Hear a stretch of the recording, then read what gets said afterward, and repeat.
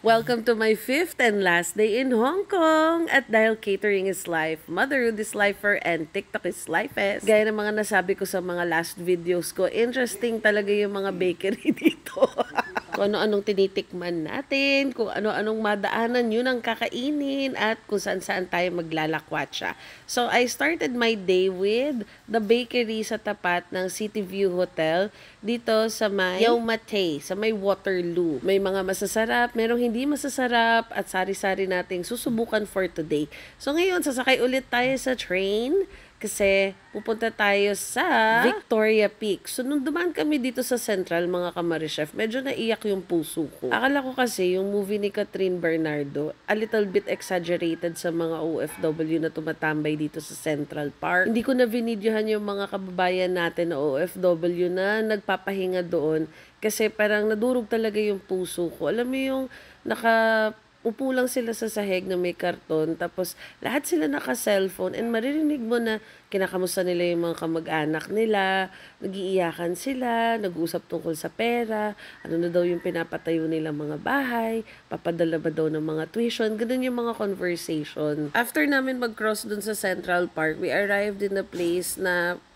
it's actually nice, I don't know the name, pero ito yung papunta doon sa Dingding Tram. So, patarik siya, mga Kamarichef, sobrang pataas yung lakad. When we reached the train station or the tram station, bumili kami ng ticket for 167 papunta pabalik. Ang hindi ko alam is kung for one person yun or two. Basta yun yung natatandaan ko na price. Tapos ang binayaran namin is kasama yung parang pinaka-roof deck ni Victoria Peak para makita mo talaga yung buong city. So ayan, dumating na yung train, tapos patarik siya ha. Hindi siya yung uupo ka lang tapos akala mo dahan-dahan kang aangat. Talagang tatagilid siya. Pagdating namin doon sa taas, bumungad sa amin ang tanghulo. After all of the inclined walking, we got hungry, so we ordered one set of this.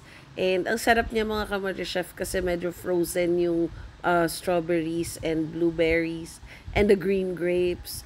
Tapos ang nipis nung pagkakabalot nung sugar, which made it even more parang crunchier. Basta ang sarap. Since Victoria Peak is a tourist destination, expect mo na pricey talaga yung mga laman nila dito. So we ordered this fried bean curd. Tapos nag-dim sum kami, yung pork dumpling na may spinach. Ang sarap niyan. And then, there's this, akala kong braised beef with daikon na in-order ko. Yan yung nasa bowl na yan. Akala ko beef talaga yun na, na laman-laman, mga brisket. Hindi ko alam kung ano yun. Basta ang lansa, hindi ko makain lahat. Pero itong fried bean curd na dapat steamed, sobrang sarap. And this dumpling, naging favorite namin mag-asawa. Actually, yung husband ko ordered another one kasi nga ang sarap niya. May parang spinach siya, pork, tas ang laki-laki niyang dumpling, tas siksik na siksik siya. Hindi siya yung parang dumpling natin sa Pinas na ang unti ng laman. So, ito na yung sinasabi kong hindi ko nagustuhan. Nakakadiri yung lasa niya. Akala ko pag kinain ko yung labanos or yung daikon, sasarap siya. Pero hindi. Hindi! Tapos may miniature na display sila, so you'll know what to expect when you go up. This one naman looks like Cebu sa tops. Ganyan yung itsura sa tops eh. Tapos ito na, mga Kamarichef, nasa ibabaw na tayo. And yung clouds talaga yung gumagalaw-galaw na ganyan. Ang saya-saya. Ang May is actually hot daw sa Hong Kong tsaka June. So, medyo natuwa ako na malamig tong part na to. Yung pakiramdam niya para kang nagtagaytay or yung parang temperature namin dito sa Cuenca. Habang ine-enjoy namin yung ibabaw ng habang ine-enjoy namin yung mga pa-clouds, may mga Kamarichef. Actually, all over Hong Kong, yung mga inikutan namin na ang dami nakakakilala sa akin. So anyway, ito na kami ngayon sa Taekwon. Taekwon? Kwaiton? Basta ito yung prison area. Ito yung parang intramuros nila. Nag-meet up kami ni Fred, one of my dear friends dito sa TikTok. And inikot niya kami, tinuri niya kami. Tapos nilibre niya pa kami dito sa restaurant na to. They serve tea na beer. Tama ba yun? O basta yung mga beer gawa sa tea. O yung base niya tea. Tapos, may tasting kit siya. And, di ko alam yung name ng place, I am so sorry. Pero, pag pumunta kayo sa place na to, doon sa may prison area, kitang-kita agad naman siya. And then, they serve mga vegetarian or, actually, I can already call this vegan dishes. Kasi talagang, Wala siyang meat and it's all plant-based. We had some light dim sum. Actually, mabigat na to eh. Pero aliw na aliw ako doon sa plato. Naalala ko yung lola ko kasi ganyan yung mga plato namin noon. Tapos, ayan. So, may mga tayo, pika-pika tayo dito. Because ito na yung huling gabi namin dito sa Hong Kong. Tinur talaga kami ni Fred. And nakasakay ako ng mahabang escalator ulit. Connecting to a mall. Basta, ang saya-saya talaga namin itong evening na to. Tapos, nag-coffee pa kami, yung social na kape. Tapos, yung kinabukasan, nag-ride kami ng asawa ko nung parang pinakamabilis na train. Shinchansu na train. Basta ang bilis-bilis niya.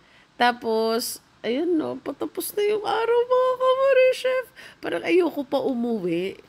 Alam mo yung feeling na gano'n, yung parang gusto mo pa magstay, pero namimiss ko na yung bahay. Nag-aalala na ako kung may trabaho ko, may sumasabit na ba o wala.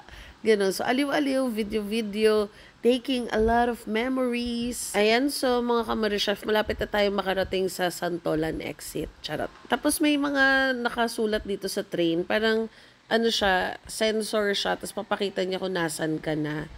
O, diba? Tapos may camera. Basta aliw-aliw lang talaga. Technology stuff. So, parang friendly yung place para sa mga travelers. Ayan, at least di ka na magtatanong. Tatanong lang po, saan po tayo? Chat. So, ito na kami sa airport. And before we go, kailangan ko talagang makain yung aking daily routine. So, yung tiyaan nila dito mga kamari chef, it's a must try. Tapos, yung itlog nila, iba yung lasa. Basta iba yung lasa ng egg nila.